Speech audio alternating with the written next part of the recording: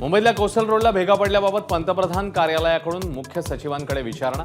14,000 कोटी खर्च करून उभारलेल्या मार्गावर अवघ्या 1.25 वर्षात तडे।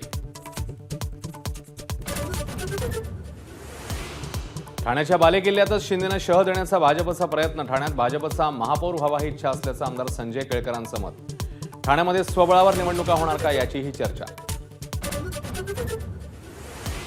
मुंबईत जमिनी खालून गेलेल्या केबल आणि पाईपलाईनसाठी कर आकारणी करा। राज ठाकरेंची मनपा आयुक्तांकडे मागणी। 42 युटिलिटींवर कर लावला तर 10,000 कोटी मिळतील असाही सल्ला। आगामी गणेशोत्सवात मुंबईत पीओपीच्या मूर्तींवर बंदी। कोर्टाच्या निर्णयाचा संदर्भ देत बीएमसीकडून पत्रक जारी। तर मूर्तिकारांनीच पीओपीच्या मूर्ती बनवू नयेत, राज ठाकरेंचा सल्ला।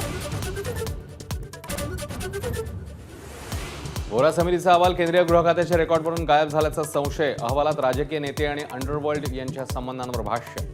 माहिती उपलब्ध नसल्याचं धक्कादायक उत्तर।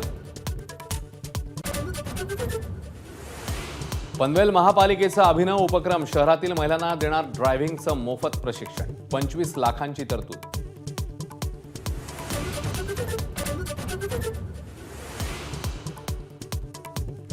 मुंबईच्या दादरमध्ये 10 कोटींच्या अंमली पदार्थ तस्करीचा पर्दाफाश। प्लॅस्टिकच्या झाडूमधून तस्करीचा डाव उधळला। 5 किलो 40 ग्रॅम एमडी ड्रग्ज जप्त।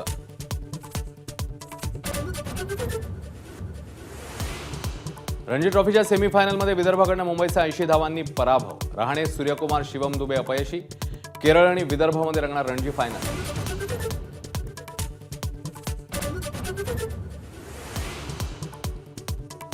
एबीपी नेटवर्कच्या 4थ्या आयडियाज ऑफ इंडिया समिटमध्ये राजकीय आणि मनोरंजन क्षेत्रातल्या दिग्गजांचा सहभाग।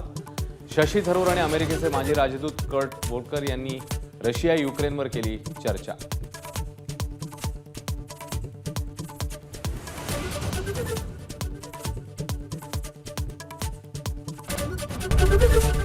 एबीपी माझा, उघडा डोळे बघा नीट।